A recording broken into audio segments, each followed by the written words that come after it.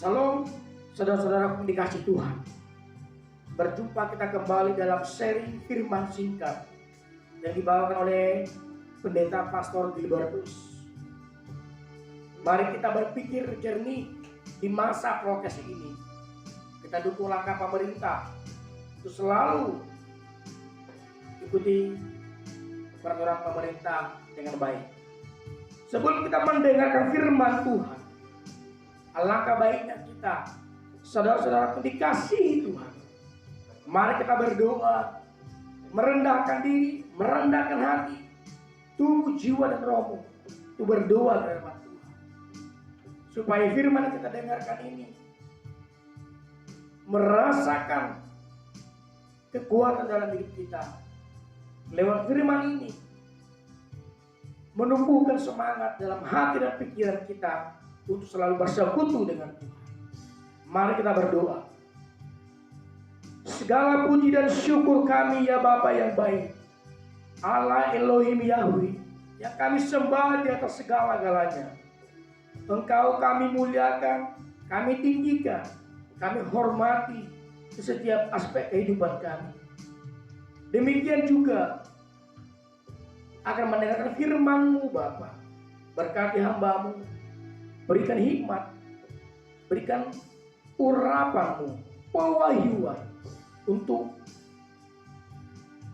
mendengarkan firman-Mu. Dan apa yang hamba sampaikan bisa menjadi sarana berkat bagi umat-Mu. Orang yang mendengarnya dan melihatnya terberkati oleh firman-Mu. Namun semuanya itu Tuhan, oleh karena kebaikan, kemurahan Tuhan hadir sepanjang hidup kami.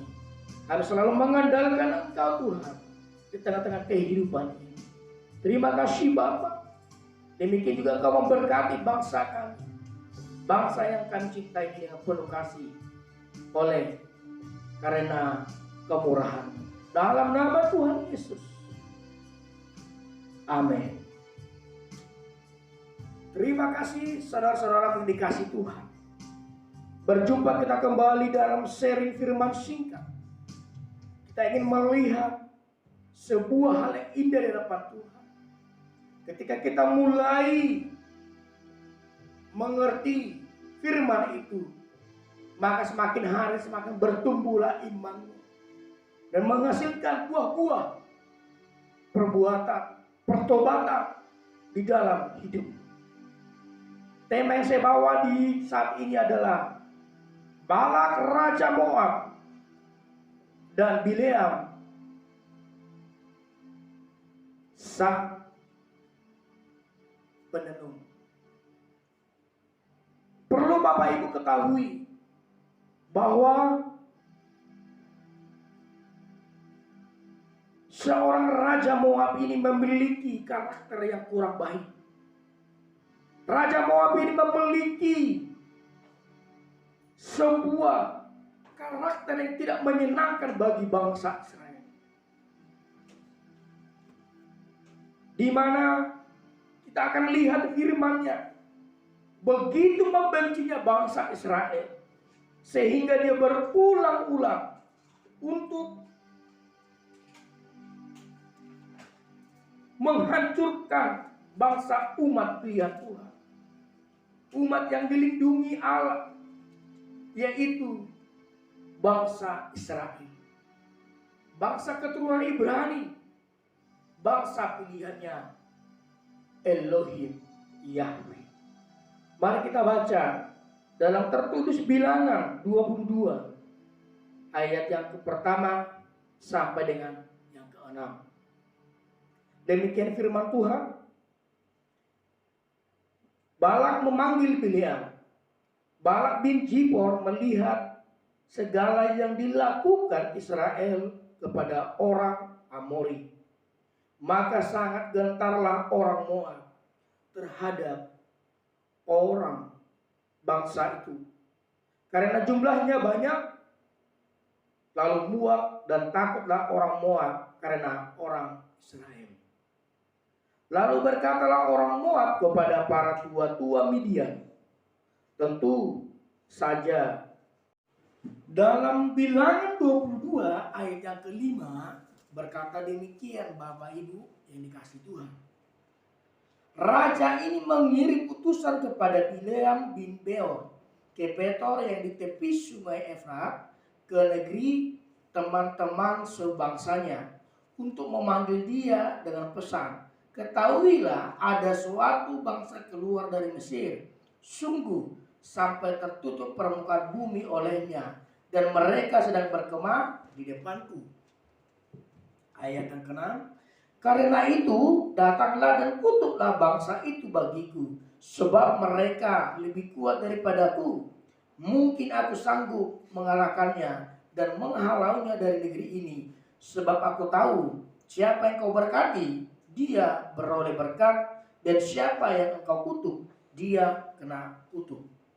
Dalam perjalanan, Raja Moab ini yang bernama Balak ini memiliki rasa ketakutan ketika adanya bangsa Israel di sekitar bangsa Moab. Dia merasa ada ketakutan tersendiri di dalam dirinya. Mengapa? Bangsa Israel ini telah mengalahkan dua bangsa besar, yaitu namanya Raja Amori yang bernama Sihon pemimpinnya. Bahkan juga bangsa Og itu adalah Basar. Sehingga mereka mengalami sebuah traumatik di dalam kehidupan Raja Balak. Ketika mereka mengetahui bangsa itu bangsa besar, bangsa umat pilihan Allah, yaitu bangsa Israel, mereka mengalami suatu ketakutan. Sebab mereka melihat bangsa Israel yang dipimpin oleh Yosua itu sungguh luar biasa pertolongan dan penyertaan Tuhan. Itu sebabnya memunculkan karakter daripada Balak ini muncul seketika ketika mereka berhadapan melihat bangsa Israel itu begitu banyaknya dan pertolongan Tuhan hadir bagi mereka. Yang pertama, ada karakter Raja Balak ini terdiri dalam dirinya itu adalah kesombongan di dalam dirinya. Raja yang bebal ini adalah memiliki kesombongan sehingga dia merasa mampu mengalahkan bangsa Israel. Sehingga dia meminta pertolongan yang bernama Bileam sang Raja Tenun. Bisa dikatakan pada masa itu adalah memiliki kekuasaan yang besar seorang tenun. Sebab ketika bangsa Moab ini ketika mau berperang, mereka mempersembahkan sebuah persembahan untuk mengalahkan musuh-musuhnya.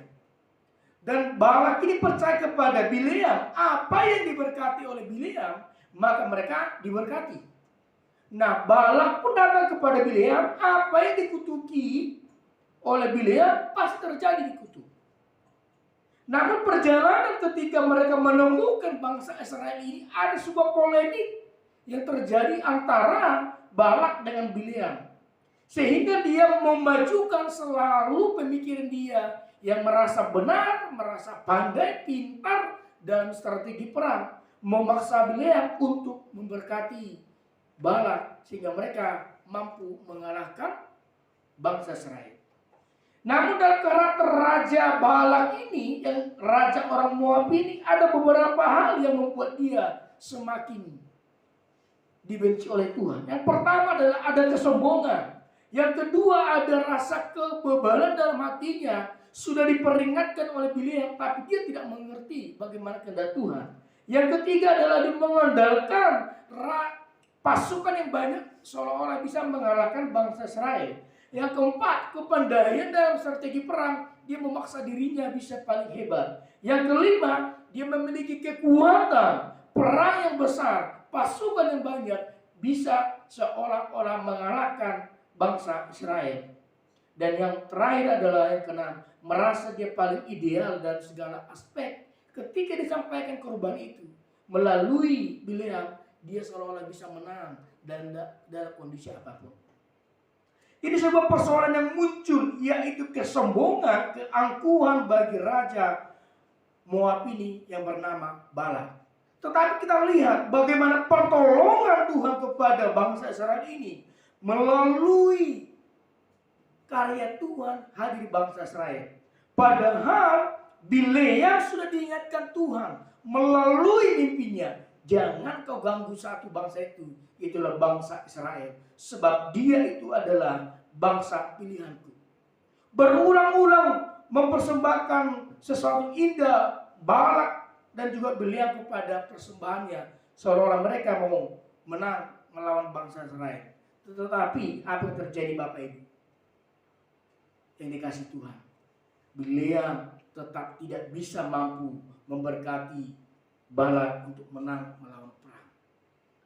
Satu pelajaran yang hebat yang kita lihat dari kisah Raja Balak ini, Raja Moab dengan seorang pemimpin agama pada masa itu, bisa dikatakan ahli tenung, bisa dikatakan ahli dari spiritual yang tinggi, bisa dikatakan spiritual yang besar bagi diri mereka muncul di tengah-tengah kehidupan Bileam ini, sehingga untuk mampu memberkati dan mengutuk setiap bangsa yang berlawanan dengan mereka.